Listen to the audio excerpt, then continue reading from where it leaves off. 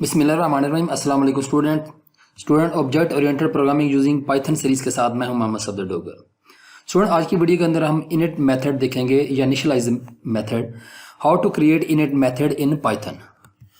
Student, जैसे हमने C plus plus Java में पढ़ा है कि कंस्ट्रक्टर वगैरह हम क्रिएट करते हैं, तो पाइथन के अंदर अगर आपने कंस्ट्रक्टर क्रिएट करना तो उसके लिए इनिट या इनिशियलाइजेशन मेथड जो है ना उसको हम यूज़ करते हैं, या उसको बना के हम जो है ना अपने ऑब्जेक्ट को इनिशियलाइज करा सकते हैं। तो ये हम इनिट मेथड कैसे बनाएंगे, इसके अंदर वैल्यू जो है ना उसको इनिशियलाइज कैसे कराएंगे, तो इसके लिए मैं आपको ले चलता हूँ अपने सॉफ्टवेयर पाईचार्म के ऊपर। तो वहाँ पे हम एक प्रोग्राम लिखते हैं और मैं आपको समझा दूंगा कि इस मेथड को हम कैसे क्रिएट करते हैं। तो यहाँ पे हम एक क्लास बनाते हैं जिसका नाम देते हैं जी हम स्टूडेंट। ठीक हो गया जी। अब यहाँ पे एक हम मेथड बनाने लगे हैं अंडरस्कोर इनिट, और यहाँ पे देखें मैं देता हूँ जी roll number is equal to 10 और यहाँ पे करता है मार्क्स इज इक्वल टू 50। ठीक हो गया। बल्कि अभी इनको कुछ भी नहीं रहने देते हैं, बल्कि हम यहाँ पे लेते हैं प्रिंट इनिट मेथड। अब स्टूडेंट, ये हमने इनिट मेथड जो है ना उसको डिक्लेयर कर लिया है या डिफाइन कर लिया है। इसको कैसे क्रिएट करते हैं, यानी कि DEF का कीवर्ड अंडरस्कोर इनिट अंडरस्कोर और ये सेल्फ जो है ना वो बाय डिफ़ॉल्ट है हम लिख देंगे। जैसे ही हम इस क्लास का ऑब्जेक्ट क्रिएट करेंगे, ये फंक्शन जो है ना ऑटोमेटिकली क्या हो जाएगा, कॉल हो जाएगा या इन्वोक हो जाएगा। तो यहाँ पे देखें मैं एक मेथड क्रिएट करता हूँ, obj1 is equal to student. जैसे मैं इसको रन करता हूँ तो ये देखें इनिट मेथड, या यहाँ पे लिख सकते हैं इनिट मेथड कॉल्ड। ये अगर मैं एक और मेथड क्रिएट करता हूँ, यहाँ पे देखें obj2 इक्वल टू स्टूडेंट, तो ये 2 दफ़ा जो है ना क्या हो जाएगा, कॉल हो जाएगा। ठीक हो गया। तो इसी मेथड को जो है ना हम इनिट मेथड को जो है ना कुछ प्रोग्रामर जो है ना वो उसको कंस्ट्रक्टर भी कहते हैं, क्योंकि कंस्ट्रक्टर की डेफिनेशन भी यही होती है कि जैसे ही हम किसी ऑब्जेक्ट को क्रिएट करते हैं तो कंस्ट्रक्टर आपका ऑटोमेटिकली क्या होता है, क्रिएट हो जाता है। अब कंस्ट्रक्टर हम क्यों क्रिएट करते हैं, कंस्ट्रक्टर हम इसलिए क्रिएट करते हैं कि अगर हमने ऑब्जेक्ट की वैल्यू को इनिशियलाइज कराना हो तो हम क्या यूज़ करते हैं, कंस्ट्रक्टर यूज़ करते हैं। तो इसी तरह जैसे हमने ऑब्जेक्ट के अंदर यहाँ पे कुछ वैल्यू लेते हैं और उनको अगर हमने इनिशियलाइज कराना चाहते हैं तो हम उनको कैसे करवाएंगे। तो यहाँ पे देखें, अब ये इनिट मेथड या कंस्ट्रक्टर जो है ना हम 2 तरह से बना सकते हैं। एक हमारा बाय डिफ़ॉल्ट होगा और दूसरा हमारा पैरामीटराइज होगा। अब ये बाय डिफ़ॉल्ट कंस्ट्रक्टर है, यानी कि अगर हम इसको नहीं भी लिखेंगे तो जैसे हम ऑब्जेक्ट क्रिएट करेंगे तो इस क्लास का ऑब्जेक्ट ऑटोमेटिकली कॉल हो जाता है। अगर आप इसने को लिखना चाहते हैं तो ये आपका जो है ना समझ लें कि बाय डिफ़ॉल्ट कंस्ट्रक्टर होता है जिसके अंदर कोई पैरामीटर पास नहीं हो रहा होता। अब कंस्ट्रक्टर ओवरलोडिंग होती नहीं है। अगर आपने पाइथन की बात करते हैं तो पाइथन के अंदर कंस्ट्रक्टर ओवरलोडिंग नहीं होती। तो इसके लिए अगर हम यहाँ पे कोई वैल्यू जो है ना वो पास करवाना चाहते हैं, जैसे देखें मैं यहाँ पे कोई वैल्यू दे देता हूँ जी, यहाँ पे कुछ वैल्यू सेंड कर देता हूँ। लेट्स सो मैं यहाँ पे वैल्यू कर देता हूँ 10,30। अब जैसे मैंने ऑब्जेक्ट क्रिएट किया और साथ में मैंने कंस्ट्रक्टर को जो है ना 2 वैल्यू पास करवा दी है। अब जैसे मैंने वैल्यू पास कराई है तो इस वैल्यू को रिसीव करने के लिए हमें वेरिएबल भी होने चाहिए। जैसे मैं a, b लिख देता हूँ।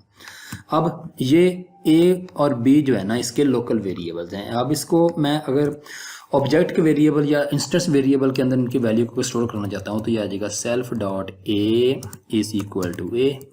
इसी तरह मैं यहाँ पे लेता हूँ self dot B is equal to B आ जाए।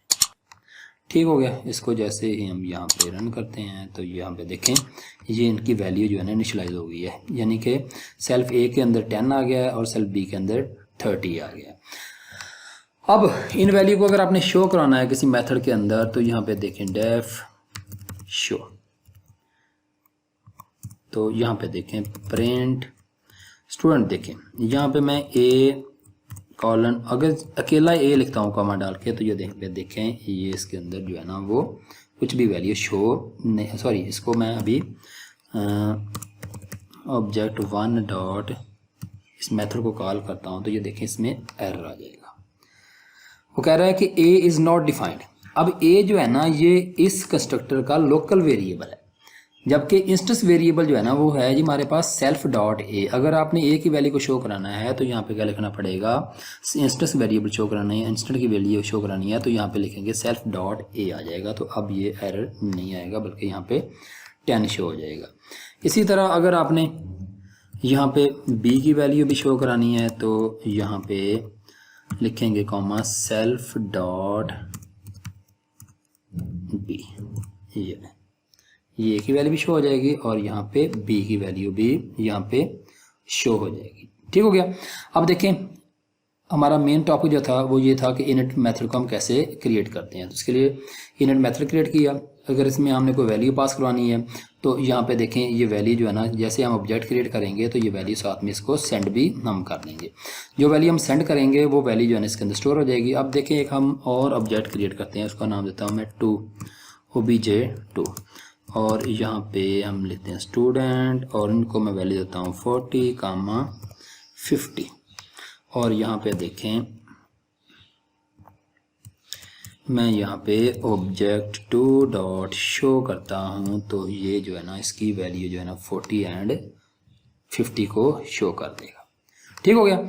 अब जैसे देखें मैंने इस ऑब्जेक्ट क्रिएट किया तो ये क्या करेगा, इनिट मेथड को कॉल कर देगा और साथ में दो वैल्यू पास कर देगा 40 एंड 50। 40 जो है ना इस ए के अंदर स्टोर हो जाएगा और 50 इस बी के अंदर स्टोर हो जाएगा और ये ए अपनी वैल्यू इस इंस्टेंस वेरिएबल को स्टोर कर देगा और बी अपनी 50 वैल्यू जो है ना इस इंस्टेंस वेरिएबल या ऑब्जेक्ट के वेरिएबल को स्टोर करा देगा। अब इस वेरिएबल मेथड का जो मेन मकसद होता है कि अगर आपने ऑब्जेक्ट की वैल्यू को इनिशियलाइज कराना हो तो इसके लिए हम इनिट का मेथड जो है ना वो यूज़ करवाते हैं। तो इसके बाद देखें जैसे मैंने एक और ऑब्जेक्ट क्रिएट किया, उसको मैंने नाम दो ऑब्जेक्ट क्रिएट किए, एक ऑब्जेक्ट 1 के नाम से और एक ऑब्जेक्ट क्रिएट 2 के नाम से क्रिएट कर दिया। तो यहाँ पे मैं अगर कोई मैसेज भी शो कराना चाहता हूँ तो वो भी शो हो जाएगा। और यहाँ पे लिखें देखें मैं यहाँ पे लिखता हूँ कंस्ट्रक्टर